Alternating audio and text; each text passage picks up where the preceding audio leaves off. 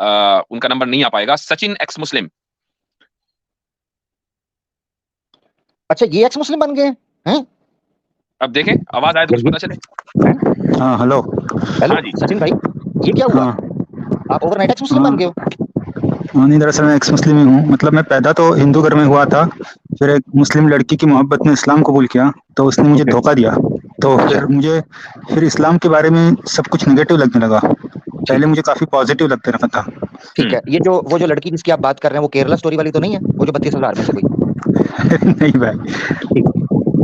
जी। ठीक। तो लड़की की मोहब्बत में इस्लाम कबूल किया और लड़की की बेवफाई में इस्लाम छोड़ा। नहीं, उसके बाद बहुत कुछ पढ़ लिया इस्लाम के बारे में। नहीं, आपने कहा ना कि उसकी जब उसने बेवफाई की तो सब कुछ नेगेटिव ही लगने लगा। जाहिर है उसको तो नेगेटिव लगना भी चाहिए एक इंसान को। बेवफाई छोटी मोटी चीज कोई है।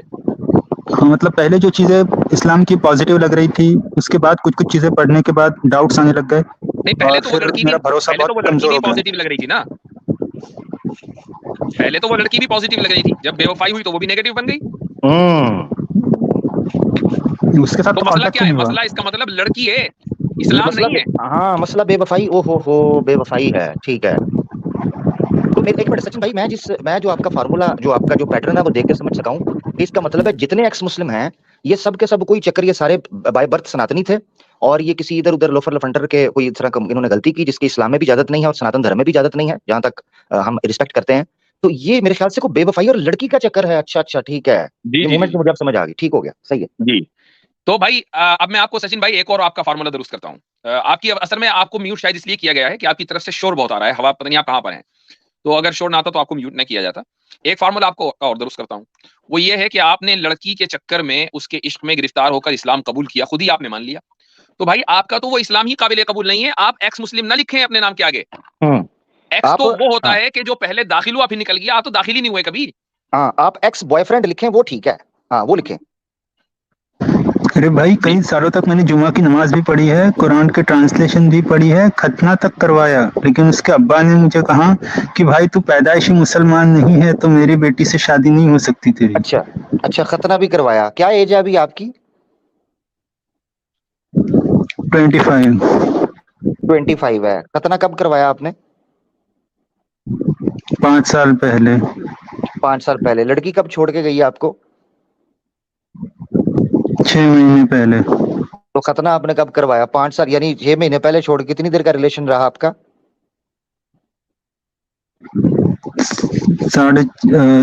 5 साल से ऊपर थोड़ा। 5 साल से ऊपर रहा। खतना आपने 5 साल पहले करवाया, 6 महीने पहले वो छोड़ गई। शादी की बात कब की आपने उनके अब्बू से?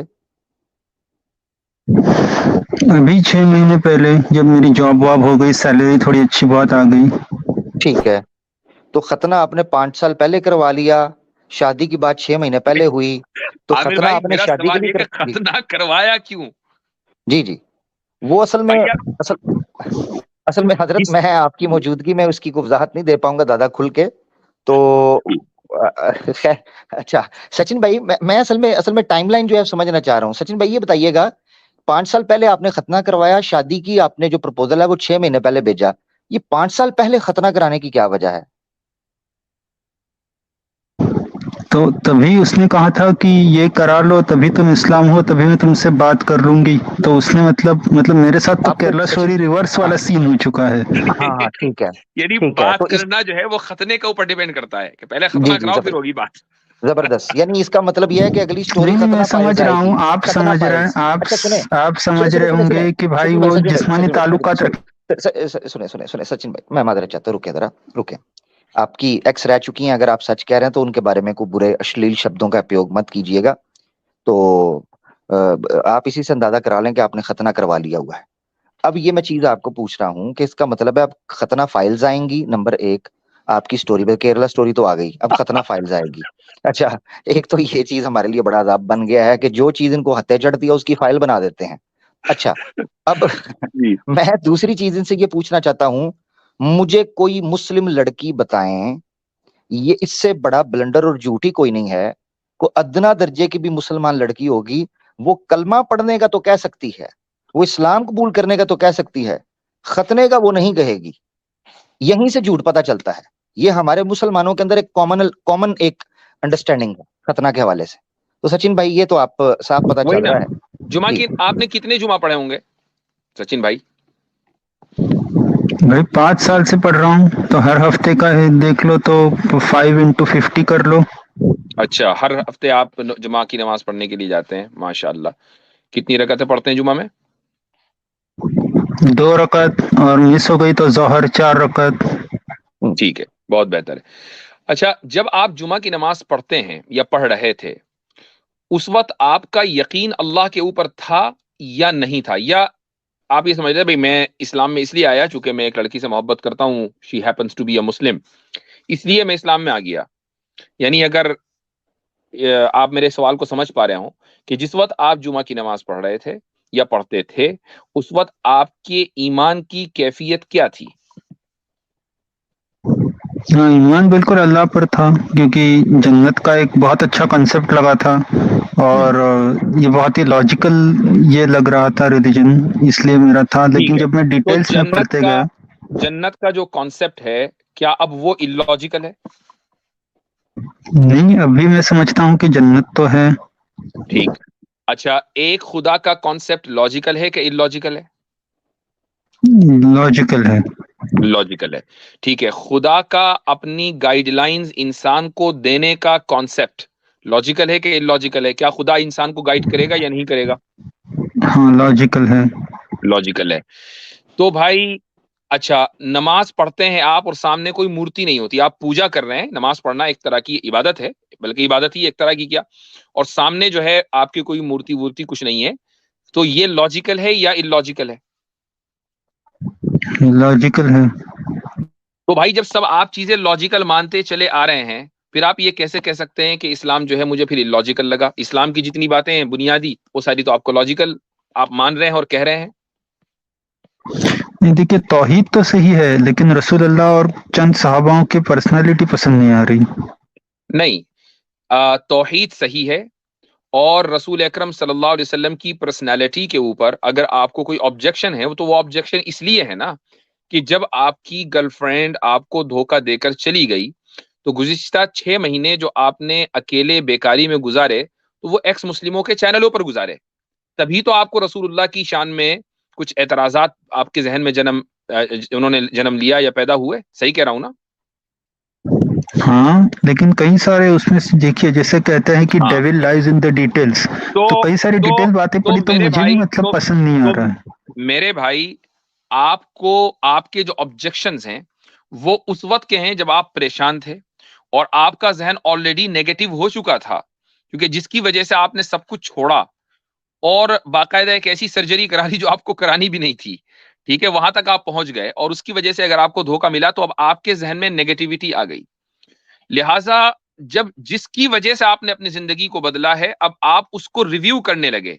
अब अगर आपका कोई जजमेंट होगा ना, तो वो बायसनेस के ऊपर डिपेंड करेगा, बायसनेस के ऊपर मबनी होगा। लेकिन फिर भी रसूलुल्लाह सल्लल्लाहु अलैहि वसल्लम की शान के ताल्लुक से अगर आपको या उनकी पर्सनैलिटी के ताल्लुक से कोई सवाल ऐसा है कि जिसका मैं मुख्तसर तौर पर जवाब दे सकता हूं, तो मैं जरूर दूंगा। लेकिन आप सल्लल्लाहु अलैहि वसल्लम का निकाह, चाहे वो हजरत आयशा से हो या वो हजरत ज़ैनब से हो, या ताद्दुद अज़वाज पोलीगमी जिसको कहते हैं, मोर देन 4 वाइफ्स, या इसके अलावा आप सल्लल्लाहु अलैहि वसल्लम की जंगें, आप अलैहिस्सलातु वस्सलाम का बनु कुरैज़ा के साथ ट्रीटमेंट उनका, आप सल्लल्लाहु अलैहि वसल्लम का ज़िलखलसा के साथ जो मामला रहा, ये सारे के सारे लॉजिकल हैं और इनके ऊपर हम तफसील से बात कर चुके हैं। इसके अलावा कोई और बात हो तो करें।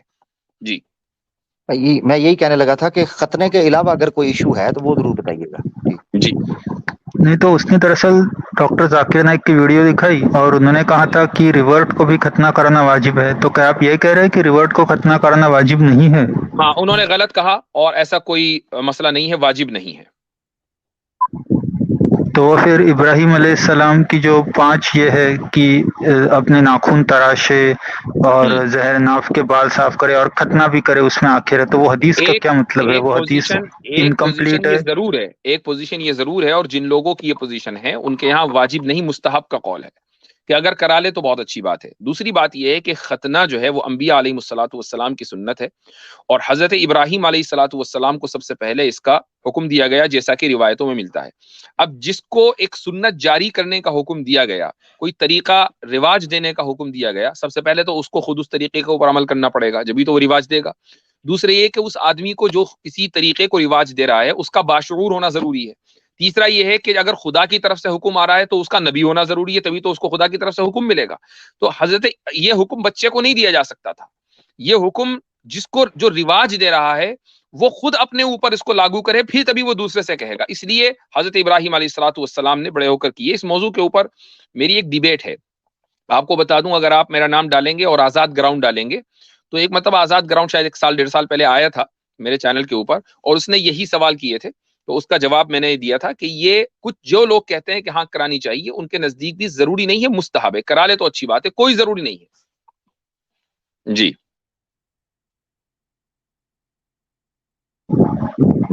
اچھا یہ دیکھیے, یہ آپ کامنٹ آیا ایک منٹ اس کو ذرا شو کر دوں میں. یہ ذاکر نائک نے واجب نہیں کہا ہے, دھیان سے ویڈیو دیکھو, سنت کہا ہے. لیجئے ہماری بات کی تائید ہو گئی. میں خود یہ ان سے پوچھنے والا تھا, پھر میں نے کہا آپ نے اس کو کلیئر کر دیا, تو میں پوچھنے والا تھا وہ ویڈیو کدھر ہے جدھر میں خود حیران ہوں کہ ذاکر نائک نے یہ کیا کہا ہے, کیونکہ ان کا تو ایکسپرٹیز ہے ہی کمپیریٹیو ریلیجن کی ہیں, اور وہ ریورس کے ساتھ آئے دن بات کرتے ہیں. ان کا یہ موقف تو ہو نہیں سکتا, کسی اور کا تو ہو سکتا ہے. تو آپ کا یہی سوال تھا, اس کے علاوہ کوئی دوسرا سوال تھا آپ کا؟ اس وجہ سے آپ کو اسلام اللاجیکل لگا؟ نہیں دیکھیے, ابھی یہاں پر جیسا میں نے آپ کو ایک لنک شیئر کی ہے, وہ حضرت عمر نے کہا ہے کہ گوشت کھانے سے پرہیز کرو کیونکہ گوشت میں خمر کی طرح ایڈکٹیویٹی ہوتی ہے. تو اس میں نے شاید مفتی عبداللہ مناج صاحب کی سٹریم پر جا کر یہ رکھی تھی, تو انہوں نے کہا تھا کہ دیکھیے وہ ضرورت سے زیادہ گوشت نہیں کھانا چاہیے. تو یہاں پر لکھا ہے beware eating of too much meat for it can be as addictive as wine. تو ایز ایڈکٹیو ایز, آپ ہی خود پڑھ رہے ہو, beware of eating too much of meat. Too much کا کیا مطلب ہے؟ اور دوسری بات سچن بھائی دوسری بات یہ ہے کہ آپ نا نبی پاک صلی اللہ علیہ وسلم کا قول دکھائیں. جب آپ نے مسلمانوں کے ساتھ مخاطب ہونا ہو تو قرآن اور سنہ میں نبی پاک صلی اللہ علیہ وسلم کا قول دکھائیں. حضرت عمر سے اختلاف ہو سکتا ہے, کیا ہے صحابہ نے کیا, ان کے اپنے بیٹے نے کیا. نہیں, میں یہاں پر یہ کہہ دوں کہ اگر صحابہ کا آپس میں اختلاف ہے تب تو بات ہے, ورنہ خلفائے راشدین کی جو سنت ہے اس کے اوپر بھی ہمیں عمل کرنا ہے. اگر ہمیں مل جائے کہ آپس میں اختلاف ہوا ہے تو ٹھیک ہے, ہم فقہا کو دیکھیں گے کہ انہوں نے کس کے قول کو ترجیح دی ہے, لیکن دیٹس اے ڈفرنٹ ڈسکورس, وہ ایک الگ مسئلہ ہے. حضرت میں یہ کہنا چاہ رہا ہوں کہ حضرت عمر فاروق حلت و حرمت کے حوالے سے تو نہیں نہ کہہ سکتے. ایسی روایات کو عامر بھائی, ایسی روایات کو حکمن مرفوع کہا جاتا ہے کہ جو صحابی اگر کوئی بات ایسی کہہ دے کہ جس میں اجتہاد کا کوئی دخل نہ ہو تو پھر وہ حکمن مرفوع ہو جاتی ہے. تو اس لیے وہ ایک حضرت میں جاننا چاہ رہا ہوں وہ تو بات آپ کی بالکل ٹھیک ہے کہ جس میں شریعت کا حلت و حرمت کا یا غیابت سے یا کوئی شرعی احکام ہو, یہ میڈیکل وجہ سے اگر کوئی صحابی کہہ رہے ہیں کہ نہ کھاؤ یہ ایڈکٹیو ہوتا ہے تو اس سے مراد یہ تو نہیں لیا کوئی شرعی حکم ہے؟ نہیں, حضرت عمر یہ کہہ ہی نہیں رہے نا. حضرت عمر کہہ رہے ہیں ٹو مچ آف ایٹنگ, اسراف تو ہر چیز میں برا ہے نا. یہ تو حضرت عمر نے قرآن سے نکالا ہے مسئلہ. بالکل ٹھیک ہو گیا. بھائی ہمارے جو سچن بھائی جس روایت کا حوالہ دے رہے ہیں اس کو ذرا دوبارہ پڑھیے گا آپ. سچن بھائی دوبارہ پڑھیے. میں وہی پڑھ رہا ہوں, آپ نے مجھے بیچ میں انٹرپٹ کیا. Beware of eating too much meat for it can be as addictive as wine. تو میں یہ کہہ رہا ہوں کہ انہوں نے میٹ کو وائن کے ساتھ کمپیئر کیا ہے, تو کیا اس کا مطلب 1 چمچ وائن پیے تو جائز ہے؟ نہیں, دیکھیں یہی ہو رہا. انہوں نے میٹ کو وائن سے کمپیئر نہیں کیا, too much consumption of meat کو ایڈکٹیو بولا ہے. جس طریقے سے آپ شراب پیتے ہیں اور اس کا ایڈکشن ہو جاتا ہے, اسی طریقے سے زیادہ گوشت کھانے سے پھر آدمی دال روٹی سبزی سے دور ہو جاتا ہے, گوشت ہی کی اس کو لت لگ جاتی ہے. اور جب آدمی مستقل گوشت کھائے گا صبح شام اور ناشتے کے اندر بھی اس کو قیمہ چاہیے, تو پھر کیا ہوگا اس کی صحت کا حال. جس طریقے سے شراب صحت کے لیے نقصان دہ ہے, پھر گوشت بھی صحت کے لیے نقصان دہ ہوگا. ہر چیز لمٹ میں صحیح ہے نا, انلمیٹڈ تو کوئی بھی چیز ٹھیک نہیں ہے. انہوں نے ایڈکشن کے اندر میرے خیال سے سملر ٹو مچ کو کہا ہے, گوشت کو وائن سے کمپیئر نہیں کیا. وہ تو سیدھی سی بات ہے, کمال ہے. سچن بھائی آپ اچھا 5 سال تک رہے ہیں, میرے خیال سے ختنہ آپ کے سر کو چڑھ گیا. جی اس کے علاوہ کوئی اور بات؟ اس کے علاوہ بھی ہے, جیسے کہ وہ جو 800 یہودی قتل ہوئے, تو میں اور جو یہودیوں نے پوری میں پہلے ہی کہہ چکا ہوں, میں سنا ہوں. بنو قریظہ. ارے بات تو پوری کرنے دیجیے. میں یہ کہہ رہا ہوں کہ 800 یہودیوں کا قتل ہوا، پھر وہ کھٹیے پہ لیٹا کر ایک صحابی آئے، پھر انہوں نے کہا کہ یہودیوں کے وہ بزنس تعلقات اچھے تھے ان کے ساتھ، تو انہوں نے کہا ٹھیک ہے وہ تورات کے حساب سے یہودیوں کا یہ ہوا۔ میں سمجھتا ہوں کہ یہودیوں نے زیادہ مسلمانوں کی جانوں کو ڈیمیج کیا، اس سے زیادہ ابو سفیان اور ان کے مشرکین مکہ نے ڈیمیج کیا۔ لیکن ابو سفیان اور مشرکین مکہ والے تھے، عرب والے تھے، اپنے ہی قریشی والے تھے، اس لیے رسول اللہ نے ان کے ساتھ بہت زیادہ سافٹ کارنر اختیار کیا، جبکہ یہودیوں کے ساتھ اتنی ہارش ٹریٹمنٹ ہوئی ہے جس کا مطلب اندازہ نہیں ہے۔ یہ تو بہت زیادہ ڈبل سٹینڈرڈ لگ رہے ہیں۔ اس کا جواب دے دیتا ہوں میں، اور یہ آپ نے اچھا سوال کیا ہے۔ سب سے پہلا اس کا جو جواب جو اس بیک گراؤنڈ کے اوپر مبنی ہے کہ یہودیوں کے ساتھ باقاعدہ ایک معاہدہ ہوا تھا، اور انہوں نے بنو قریظہ نے جو معاہدہ توڑا وہ یہ کہ مشرکین کو وہ مدینے کے اوپر چڑھائی کرنے کے لیے بلا کر لے کر آئے، ایک قلعے کے اندر جہاں مسلمان عورتوں کو بطور حفاظت رکھا گیا تھا، اس قلعے کے اوپر مسلمان عورتوں کو قتل کرنے کے لیے، جن میں امہات المؤمنین بھی ہیں اور آپ صلی اللہ علیہ وسلم کی بیٹی بھی ہیں، ان کو قتل کرنے کے لیے یہ بنو قریظہ کے لوگ وہاں پہنچے، لیکن بہرحال ان کو وہاں سے بھگایا گیا۔ یہ ان کے جرائم ہیں۔ رہی یہ بات کہ مکہ والوں کے ساتھ جن آپ صلی اللہ علیہ وسلم نے مکے والوں کو دو آپشن دیے کہ بھئی یا تو اسلام قبول کر لو یا یہاں سے چھوڑ کر چلے جاؤ، اور جو ان کے دگگج تھے بڑے بڑے، جیسے ابو سفیان تھے، فتح مکہ سے پہلے وہ مشرکین کے چیف تھے، انہوں نے اسلام قبول کر لیا، کوئی مسئلہ نہیں ہے۔ اگر بنو قریظہ بھی اسلام قبول کر لیتے کوئی مسئلہ ہی نہ ہوتا۔ اور ایک بات، دوسری بات، بنو قینقاع کو، بنو نذیر کو، مدینے کے اندر صرف ایک قبیلہ نہیں تھا، دو قبیلے اور تھے یہودیوں کے، بنو قینقاع اور بنو نذیر، ان کے ساتھ یہ معاملہ نہیں کیا جو بنو قریظہ کے ساتھ کیا گیا، بلکہ جب انہوں نے معاہدہ توڑا اور بٹریل کیا تو آپ صلی اللہ علیہ وسلم نے ان کو جلا وطن کیا، وہ خیبر میں ان کو سیٹل کیا جا کر، بالکل ایسے ہی جو آپشن مشرکین کو دیا گیا تھا کہ بھئی اگر تمہیں مکے میں رہنا ہے تو ٹھیک ہے، اسلام قبول کر کے رہو گے، چونکہ توحید کی راجدھانی تو یہی ہے، اور اگر جانے تو کہیں اور جاؤ۔ اس میں ایک چیز ایڈ کرنا چاہتا ہوں سچن بھائی، ایک چیز اور بھی دیکھنے کی ہے، وہ یہ ہے مشرکین مکہ کے پاس کوئی set hard and fast rule نہیں تھا، یعنی وہ کسی کتاب کو، کسی شاستر کو مانتے نہیں تھے، جیسے آج کل سناتنی آتے ہیں وہ کہتے ہیں ہم نہیں مانتے کسی کو۔ اہل کتاب کے پاس تورات اور انجیل اس وقت کی، جو تورات اور انجیل ہم نے جسے کہتے ہیں، جس کو وہ تورات اور انجیل کلیم کرتے تھے، بائبل جو ہے وہ اس وقت ان کے پاس موجود تھی۔ اب یہ میں کیوں ایڈ کر رہا ہوں، اس لیے کہ میثاق مدینہ کے اندر نبی پاک صلی اللہ علیہ وسلم کو حرف آخری حاکم ماننا تو گیا تھا، مگر ان کا پرسنل جو لا ہے وہ بھی موجود تھا اہل کتاب کا۔ اس لیے آپ کو بخاری شریف میں حدیث ملتی ہے کہ اللہ کے رسول نے یہود پر رجم کی جو حکم ہے، حد ہے، وہ ان کی کتاب کے مطابق لگائی۔ اب یہ جو بنو قریظہ کے ساتھ واقعہ ہوا ہے، اگر آپ اس کو ڈیٹیل میں پڑھیں تو بنو قریظہ کا حلیف مسلمانوں کا ایک قبیلہ تھا، یعنی ان کے ساتھ ان کا پیکٹ تھا کہ یعنی ٹرائبل سسٹم کے اندر نا حلیف بنتے ہیں، یعنی ایک کا ایک کے ساتھ پیچ کروا دیا جاتا ہے جو ایریا وائز ان کے قریب ہوں تاکہ ایک دوسرے کو سپورٹ کر سکیں۔ جو مسلمانوں کا قبیلہ تھا ان کا سردار بھی اس جنگ کے اندر زخمی ہوا، جو کہ صحابی تھے، مجھے نام بھول رہے، شاید سعد تھے، مجھے ابھی نام ان کا بھول رہا ہے، شاید سعد تھے، تو اگر میں سعد ابن عبادہ، یس تھینک یو، سعد ابن عبادہ رضی اللہ عنہ۔ یہود کے سامنے جب آفر رکھی گئی کہ تم نے یہ پیکٹ کیا ہوا ہے میثاق مدینہ کے اندر کہ تم پر جو حدود لگیں گی یا تمہارے ساتھ جو قانون سازی کی جائے گی وہ تمہاری شریعت کے مطابق کی جائے گی، اور بک آف ڈیوٹرانومی کے اندر کھلا قانون یہ موجود تھا کہ اگر کوئی معاہدے کو توڑتا ہے اور جنگ میں دشمن کا ساتھ دیتا ہے، اس کے بالغ بچوں کو، چاہے وہ جنگ میں شامل ہے نہیں ہے، اڑا کے رکھ دیں گے، ان کے عورتوں کو غلام بنا لیا جائے گا، اور جو بالغ نہیں ہیں ان بچوں کو بھی غلام بنا لیا جائے گا۔ یہ کس جگہ پر لکھا تھا؟ بک آف ڈیوٹرانومی کے اندر۔ جب سعد بن عبادہ ان کے سامنے گئے تو یہودوں کا جو بنو قریظہ کا جو لیڈر تھا، اور یہ میں آپ کو حدیث اور سیرت سے یہ آپ کو بتا رہا ہوں، وہ جب آئے تو بنو قریظہ کا جو لیڈر تھا اس نے کہا کہ جو سعد ہمارا حلیف جو ہے وہ جو فیصلہ کرے گا نا، ہمیں وہ فیصلہ منظور ہے، وہ جو فیصلہ کرے گا۔ سعد بن عبادہ نے جو فیصلہ کیا بعینی ہی بک آف ڈیوٹرانومی کے مطابق اور ان کے جنگی قوانین کے مطابق فیصلہ کیا کہ یہود اگر کسی قسم کا بھی بیٹریل کریں گے، کسی قسم کا کانٹریکٹ توڑیں گے اور جنگ میں دشمن کا ساتھ دیں گے، غداری کریں گے، ان کو یہ سزا ملے گی۔ تو حقیقت میں آپ کو چیز بتاؤں، بنو قریظہ کے ساتھ ان کی کتاب اور ان کے پرسنل لا کے مطابق فیصلہ کیا گیا تھا، یہ یاد رکھنا چاہیے۔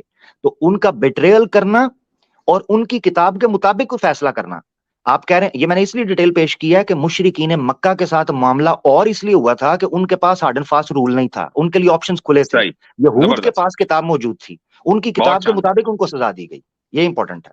بہت عمدہ۔ اچھا سچن ایکس مسلم صاحب، اس طرح کے سوالات ایک نہیں 100 ہو سکتے ہیں. ظاہر ہے کہ ہم آپ کے سارے اعتراضات کا یا سوالات کا آج کی نشست میں تو جواب نہیں دے پائیں گے ٹائم کی قلت کی وجہ سے. آپ ویسے بھی آخری کالر ہیں اور ہم 29 منٹ اوپر چل رہے ہیں. تو میں صرف یہ کہنا چاہوں گا کہ جب آپ کو توحید بھی صحیح لگ رہی ہے, رسالت کو بھی آپ ممکن ہی نہیں درست مانتے ہیں, ٹھیک ہے, تھوڑا بہت اگر آپ کو کہیں سوال ہے وہ رسول اللہ صلی اللہ علیہ وسلم کی کچھ احادیث کے تعلق سے ہے جو آپ ہماری مجلس میں یا ہماری اسٹریمز میں آتے رہیں گے تو وہ کلیئر ہوتا رہے گا انشاءاللہ. آج نہیں, آج سے 1 سال کے بعد ہو جائے گا. آپ نے جو قربانی دی ہے نا, وہ قربانی آپ کی لڑکی کے لیے نہیں ہونی چاہیے, وہ قربانی آپ کی سچائی کے لیے ہونی چاہیے. اور آپ سچائی سے ابھی تھوڑا سا بیک سٹیپ آپ نے لیا ہے, بہت دور نہیں گئے ہیں. میں چاہتا ہوں کہ میں آپ کا ہاتھ پکڑ کر واپس لے آؤں. آپ تیار ہیں یا نہیں یہ بتائیے, چونکہ توحید بھی کلیئر ہے آپ کی نمازیں بھی کلیئر ہیں, آپ عبادت کو بھی صحیح سمجھتے ہیں, رسالت کو بھی آپ صحیح سمجھتے ہیں, رسول اللہ صلی اللہ علیہ وسلم کی کچھ حدیثوں پر اعتراض ہے وہ آپ آہستہ آہستہ حل کرتے رہیں گے. اور ختنہ تو ہوا ہی ہوا ہے. جی جی بھائی, ہاں ٹھیک ہے, اگلی سٹریمز میں باتیں ہوتی رہیں گی, پھر تب انشاءاللہ دیکھیں گے, ڈاؤٹ سالونگ ہوگا تو یقین ہوا تو ٹھیک ہے, میں دوبارہ سے کلمہ پڑھ لوں گا انشاءاللہ. انشاءاللہ اللہ تعالیٰ آپ کو انشاءاللہ ہدایت دے, ماشاءاللہ ہم آپ کے لیے دعا گو ہیں. ماشاءاللہ, چلیں ٹھیک ہے, بہت بہت ماشاءاللہ. شکریہ. اچھا جی چلیں. حضرت میں ایک ریکویسٹ کرنا چاہتا ہوں, بلکہ 2 ریکویسٹ ہیں. ایک تو میں سچن بھائی سے تو اجازت لے لیتے ہیں, اللہ ان کو جزائے خیر دے, اور ان کے دکھ میں ہم برابر کے شریک ہیں, کوئی ایسا ٹینشن نہ لیں, اللہ خیر کرے گا. واقعی بڑا خطرناک معاملہ آپ کے ساتھ ہوا ہے. میں یہاں 2 ریکویسٹ کرنا چاہتا ہوں. ایک تو یہ ہے کہ جو ہمارے اسلامو فوبز اور اینٹی مسلم پروپیگنڈا جو رن کر رہے ہیں, ہیٹ سپیچ رن کر رہے ہیں, ان کے لیے ایک اسکرپٹ آ گئی ہے, دا ختنہ فائلز. ایک تو یہ ہے. اب اس میں آنکڑا کیا ہوگا, 32,000 کا کرنا ہے, ختنہ ہو گیا اور لڑکیاں بھاگ گئیں, یا 33,000 33 کوٹی کی نسبت سے, یہ ان کے ذمہ ہے. آپ سٹیٹس تو آپ لوگ چیک نہیں کرتے ہو, ملٹی پلائی آپ کرتے جاتے ہو, ٹھیک ہے نا, گنتی آپ کی نہیں آتی. تو ایک تو میری ریکویسٹ یہ ہے کہ اس کی اسکرپٹ تیار کی جائے تاکہ نیکسٹ فلم جو ہے وہ اس حوالے سے آئے. ایک تو ختنہ فائلز کے حوالے سے ریکویسٹ تھی. دوسرا میرا ریکویسٹ جو ہے وہ اب مسلمان لڑکیوں سے ہے. خدارا پہلی بات تو یہ ہے, اپنے آپ کو ان چیزوں سے دور رکھیں. مگر مجھے پورا یقین ہے کہ یہ کسی مسلمان مہیلا نے شرارت کی. انہوں نے کہا کہ آج کل ہندو جو ہیں, دیکھیں میری بات سنیں, ہندو جو بھگوا لو ٹریپ کے جال بچھا رہے ہیں تو ان کو اب ذہنی طور پر تیار ہو جانا چاہیے. اور میں مسلمان لڑکیوں کو کہتا ہوں کہ اگر یہ بڑی زبردست ایک مثال آ گئی سچن بھائی کی موجودگی میں, کہ اگر کوئی ہندو آپ کے پیچھے پڑے اور آپ کو شک پڑ جائے کہ وہ آپ کی محبت میں گرفتار ہو کے اسلام قبول کر کے آپ کو ٹریپ کرنا چاہ رہا ہے, آپ نے پہلا کام ختنہ کروانا ہے ان سے. ان کو کہیں ختنہ کریں تو آئیں. یقین کریں اگر آپ نے یہ کیا تو جو RSS والے یا سو کالڈ جو ان کے پیپر فلوٹ ہو رہے ہیں, اس آنکڑے سے یہ لاکھوں لڑکیوں کو لانا چاہ رہے ہیں, یقین کریں ہم ان کے لاکھوں مردوں کے ختنے کروا دیں گے, آپ ٹینشن نہ لیں. مگر یہ چیز آپ ضرور ذہن میں رکھیں. Thank you. چلیں جی, بہت زبردست. اچھا, اگلے